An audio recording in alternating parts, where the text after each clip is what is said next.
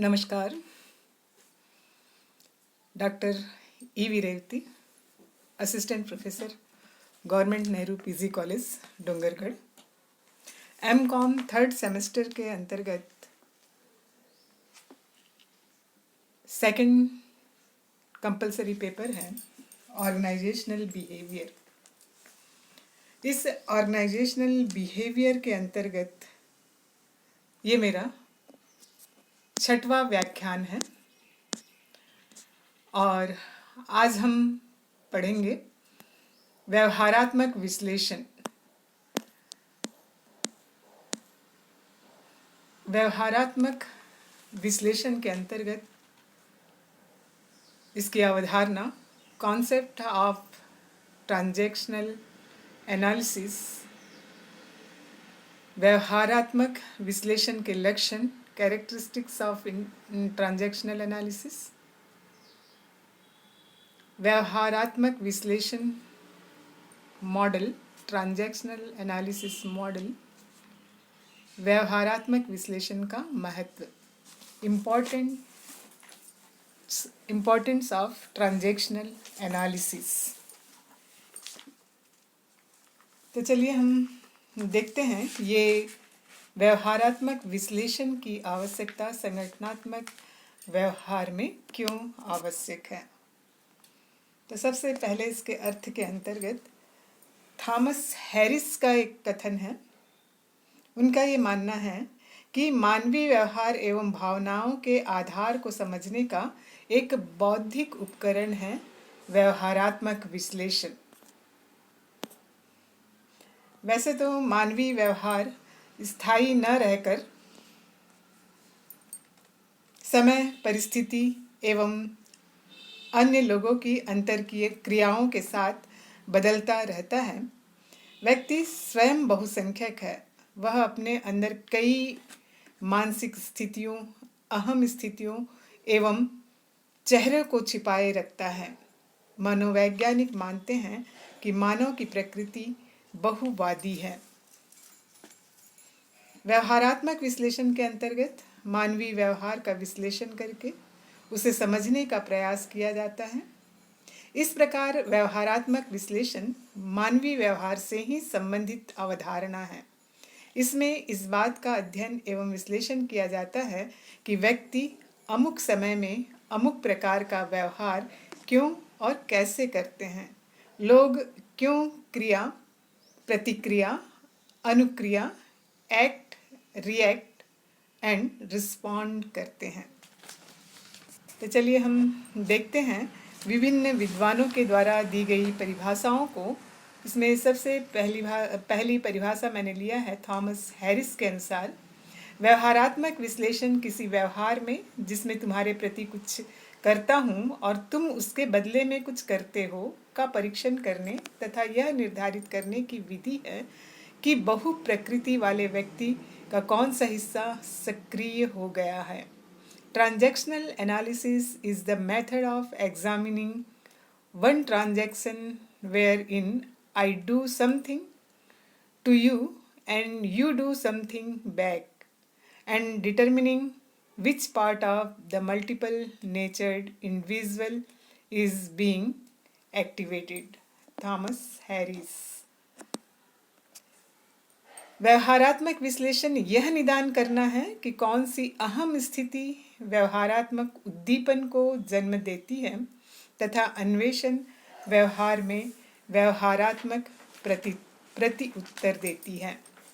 The object of transactional analysis is to diagnose which ego states give rise to the transactional stimulus and the transactional response, if in any transaction being investigated. Eric Berne के अनुसार तो यहाँ पर यह जो विश्लेषण है यह बताता है कि व्यक्ति जो व्यवहार करते हैं वे क्यों, कब एवं कैसे करते हैं। प्रबंध जगत में इस तकनीक का प्रयोग बड़ी तेजी से बढ़ रहा है। संगठन विकास, संघर्षों के प्रबंध, अभिप्रेरण, कर्मचारी, व्यक्तित्व विकास, तनाव समायोजन, व्यवहार रूपांतर, सीखना, अवबोधन तथा संप्रेषण आदि के क्षेत्र में व्यवहारात्मक विश्लेषण की अवधारणा का प्रयोग हो रहा है। आधुनिक प्रबंधकों के लिए तो व्यवहारात्मक विश्लेषण अवधारणा का अध्ययन किया जाना अत्यंत आवश्यक है। चलिए हम आगे देखते हैं। व्यवहारात्मक विश्लेषण के लक्षण, इसमें सबसे प्रमुख लक्षण है, उन्हीं का मैंने उल्लेख किया है। पहला है व्यवहारात्मक विश्लेषण मानवीय व्यवहार का विश्लेषण है। यह एक बौद्धिक उपकरण है। यह मानवीय व्यवहार एवं उसकी भावनाओं के आधार को समझने में सहायता प्रदान करता है। व्यवहारात्मक विश्लेषण में किसी व्यक्ति के अहम की स्थिति को जानने का प्रयास किया जाता है। व्यवहारात्मक विश्लेषण किसी के अंतर्वैयक्तिक संबंधों को समझने की विधि है। यह मस्तिष्क की रूपरेखा को दर्शाता है।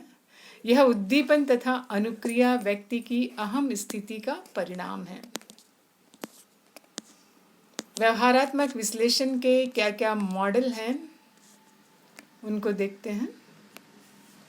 मॉडल में सबसे पहला मॉडल बताया गया है अहम स्थितियाँ, ईगो स्टेट्स। ईगो स्टेट्स के अंतर्गत हम बता सकते हैं कि प्रत्येक व्यक्ति के व्यक्तित्व में अहम स्थिति होती है। अहम स्थिति से आशय अनुभव करने, चिंतन करने एवं प्रतिक्रिया करने की मनोवैज्ञानिक स्थिति है। व्यवहारात्मक विश्लेषण के द्वारा यह जाना जा सकता है कि व्यक्ति किसी विशेष स्थिति में कौन सी अहम स्थिति में है तथा इसके आधार पर ही उसके चिंतन, आचरण एवं प्रतिक्रिया का पूर्वानुमान किया जा सकता है। प्रत्येक व्यक्ति में अहम स्थिति विद्यमान रहती है। यह अहम स्थिति को किसी व्यक्ति के पृथक कर दिया जाए तो उसका सारा व्यक्तित्व ही समाप्त हो जाता है।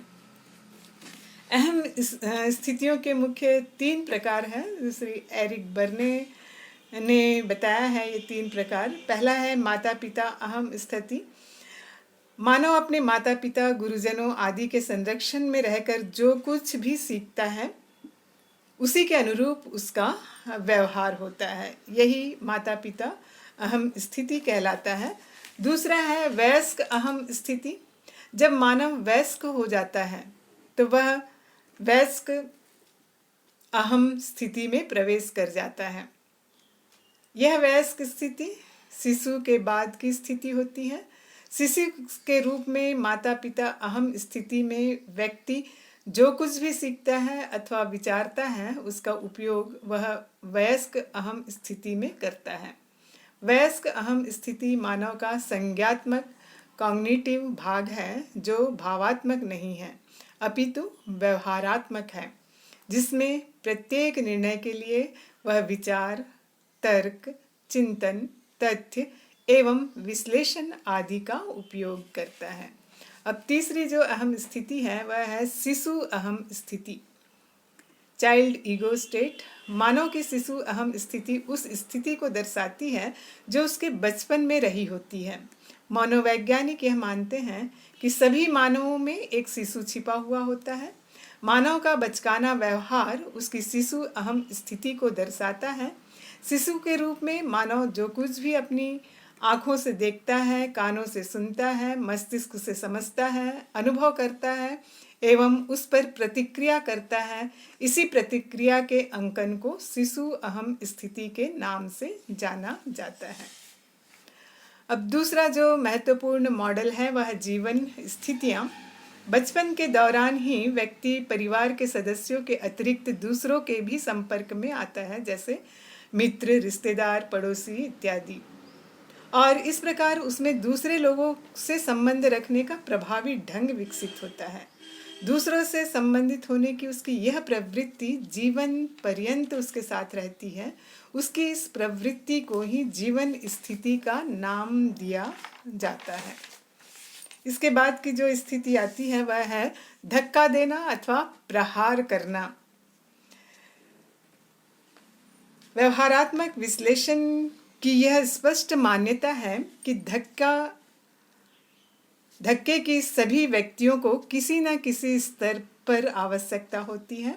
धक्का सभी प्रकार की मान्यताओं जैसे भौतिक, मौखिक, पीठ थपथपाना, हाथ मिलाना, प्रशंसा करना, नमस्कार करना, मुस्कुराना, सहयोग देना, अभिप्रेरित करना आदि को दर्शाता है। जिन व्यक्तियों को बचपन में ही धक्का मिलना प्रारंभ हो जाता है वह दूसरों की तुलना में जल्दी प्रगति कर लेते हैं। इसके विपरीत जिन व्यक्तियों को धक्का नहीं मिलता वे वहीं के वहीं रहते हैं और प्रगति नहीं कर पाते। धक्का सकारात्मक अथवा नकारात्मक दोनों प्रकार का हो सकता है। सकारात्मक धक्के की स्थिति में कर्मचारी की संतुष्टि में वृद्धि होती है और आगे बढ़ने की प्रगति करने का भावना जागृत होता है। नकारात्मक धक्के की स्थिति में व्यक्ति में निराशा, हीनता, आक्रोश, असंतुष्टि, घृणा आदि की भावना जागृत होती है और जीवन की दौड़ में ऐसा व्यक्ति पिछड़ जाता है। अगला है व्यवहार एवं उनका विश्लेषण, ट्रांजैक्शन एंड देयर एनालिसिस। यहाँ पर व्यवहार से आशय मानवीय व्यवहार से है। सामाजिक संसर्ग की एक इकाई अथवा किसी सामाजिक समूह में क्रिया की एक इकाई व्यवहार कहलाता है। उद्दीपन एवं अनुक्रिया व्यवहार के दो अंग हैं जिनमें व्यवहार का क्रम चलता रहता है। व्यवहार विश्लेषण का उद्देश्य यह जानना कि उद्दीपन एवं अनुक्रिया व्यक्तित्व की किन अहम स्थितियों से उत्पन्न होती है। व्यवहारों के विश्लेषण से यह मालूम हो जाता है कि व्यक्ति विशिष्ट स्थितियों में विशिष्ट प्रकार का व्यवहार क्यों करते हैं तथा प्रायः उनके जीवन में विशिष्ट व्यवहार शैलियों की पुनरावृत्ति क्यों एवं कैसे होती है।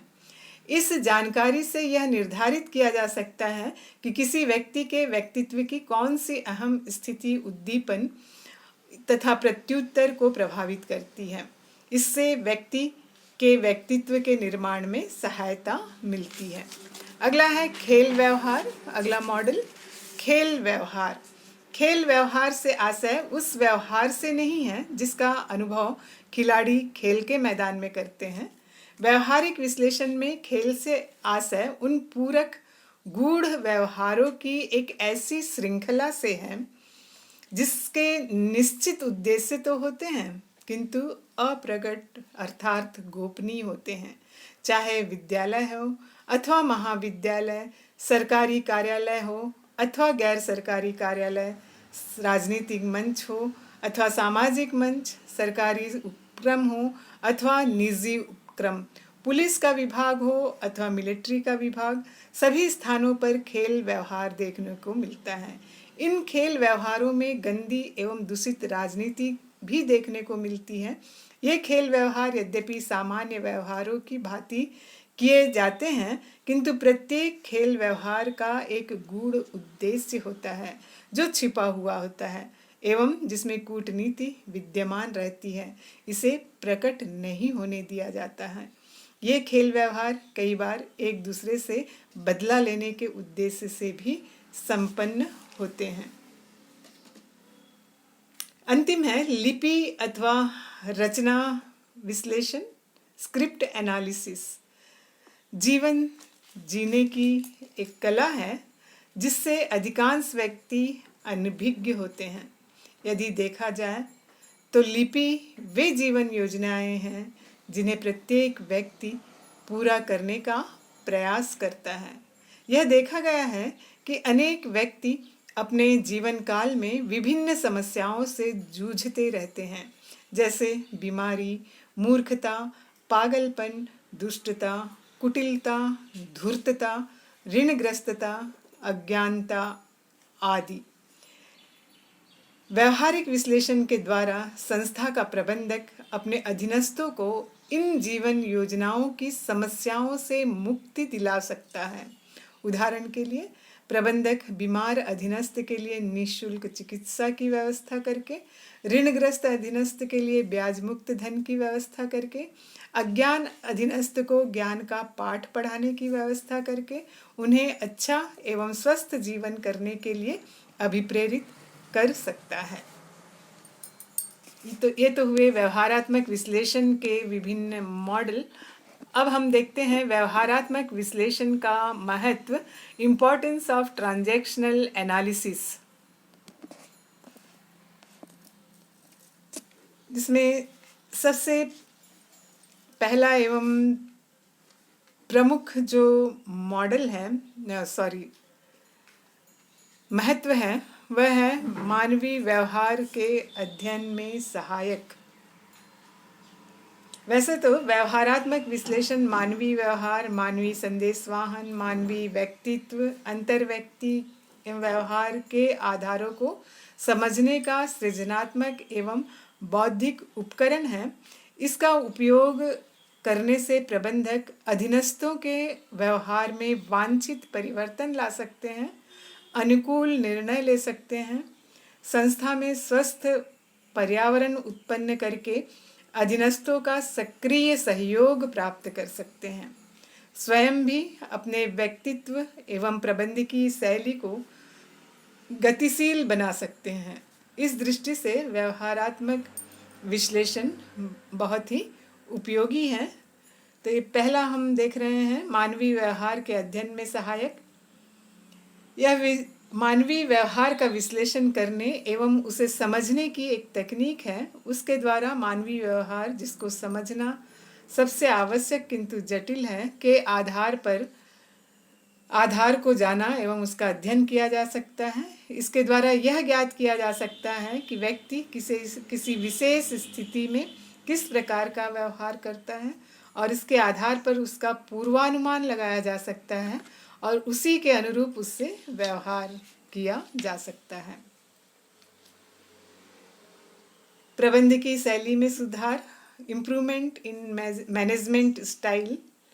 एक प्रबंधक अपने अधीनस्थों से व्यवहार करते समय उनकी अहम स्थितियों एवं जीवन स्थितियों का अध्ययन करके अपनी प्रबंधकीय शैली उसी के अनुसार ढाल सकता है एवं उसमें आवश्यक सुधार कर सकता है। सकारात्मक चिंतन का विकास। व्यवहारात्मक विश्लेषण व्यक्ति के जीवन में एक सकारात्मक दृष्टिकोण निर्मित करके उचित व्यवहार एवं क्रियाओं को प्रोत्साहित करता है। अंतर्वैयक्तिक संबंधों में सुधार, इम्प्रूवमेंट इन इंटरपर्सनल रिलेशंस। प्रायः यह देखा गया है कि संगठन में कार्यरत कर्मचारियों में अंतर्वैयक्तिक संबंध अस्वस्थ होते हैं। प्रबंधक तथा अधीनस्थ दोनों एक दूसरे को नीचा दिखाने के अवसर की ताक में रहते हैं और जैसे ही यह अवसर मिलता है आपस में भिड़ जाते हैं। व्यवहारात्मक विश्लेषण कार्यरत कर्मचारियों की अहम स्थितियों के संबंध में उचित पारस्परिक समझ विकसित करके अंतर्वैयक्तिक संबंधों में सुधार ला सकता है एवं उन्हें मधुर बना सकता है। इससे प्रबंधकों एवं अधीनस्थों के अनावश्यक टकराव, संघर्ष, मतभेद, असहयोग एवं विवाद समाप्त हो जाते हैं।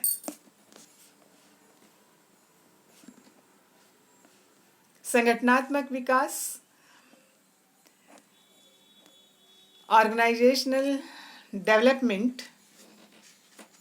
संगठनात्मक विकास की अवधारणा शीर्ष प्रबंध के लिए समूचे संगठन में नियोजित परिवर्तन लाने के प्रयासों से संबंधित है ताकि संगठनात्मक प्रभावशीलता में वृद्धि की जा सके।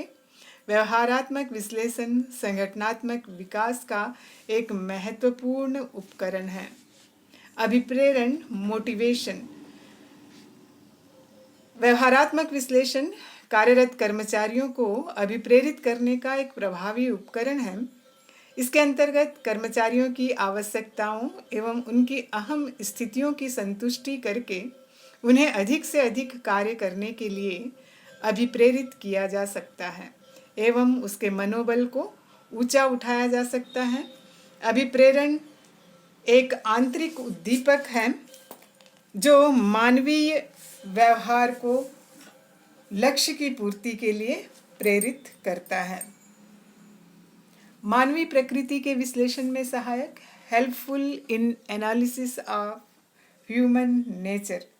कर्मचारियों से सुचारू रूप से कार्य कराने के लिए उनकी प्रकृति का विश्लेषण करना एवं उसका अध्ययन करना आवश्यक है। व्यवहारात्मक विश्लेषण के आधार पर प्रबंधक को मानवीय प्रकृति का अध्ययन करने में सहायता मिलती है। इसी के आधार पर प्रबंधक अपने नेतृत्व में भी आवश्यक सुधार ला सकता है। परिवर्तन का प्रबंध, मैनेजमेंट ऑफ चेंज। परिवर्तन जीवन का एक आवश्यक नियम है। प्रकृति में परिवर्तन होते हैं, पर्यावरण में परिवर्तन होते हैं, जैविक अस्तित्वों में परिवर्तन होते हैं तथा मनुष्य निर्मित संगठनों में भी परिवर्तन होते रहते हैं। संगठनों में परिवर्तन लागू करने के लिए कर्मचारियों की अभिवृत्तियों, आदतों, चिंतन शैलियों तथा दृष्टिकोण आदि में भी परिवर्तन लाना आवश्यक होता है। व्यवहारात्मक विश्लेषण के द्वारा संदेशवाहन, व्यवहार, आदत, विधि एवं मानसिक स्थिति आदि में परिवर्तन लाकर नए नए परिवर्तनों को लागू करना प्रबंधकों के लिए सुगम हो जाता है। यह परिवर्तन बिना किसी बाहरी दबाव के कर्मचारियों की सहमति से किए जा सकते हैं। अंतिम महत्व है व्यवहारात्मक विश्लेषण के अन्य महत्व जो इस प्रकार से हैं। यह व्यक्ति की कार्य प्रभावशीलता में वृद्धि करता है। व्यवहारात्मक विश्लेषण स्वमूल्यांकन की एक विधि है।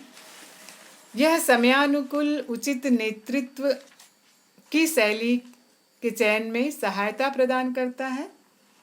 यह संगठन में की जाने वाली दूषित राजनीति, कपटपूर्ण खेलों एवं चले जाने वाली चालाकियों को उजागर करता है। तो इस प्रकार से हम व्यवहारात्मक विश्लेषण क्या है, विभिन्न बिंदुओं पर हमने इसका अध्ययन किया। अंत में हम ये कह सकते हैं कि एक प्रबंधक को अपने संगठन के अंदर और बाहर बड़ी संख्या में लोगों के साथ व्यवहार करना पड़ता है। एक और संगठन के अंदर वह अपने अधीनस्थों, सहकर्मियों और उच्चाधिकारियों के साथ व्यवहार करता है। उसे अपने अधीनस्थों से उनके साथ मिलकर कार्य कराना पड़ता है। वह अपने कार्य निष्पादन के लिए अपने अधीनस्थों एवं सहकर्मियों का समर्थन एवं सहयोग चाहता है और अपने उच्चाधिकारियों की पहल का रचनात्मक उत्तर देना पड़ता है। दूसरी ओर उसे संगठन की परिसीमा के बाहर अनेक व्यक्तियों के साथ व्यवहार करना पड़ता है, जिसमें ग्राहक, आपूर्तिकर्ता, प्रतियोगी, सरकारी अधिकारी आदि सम्मिलित हैं।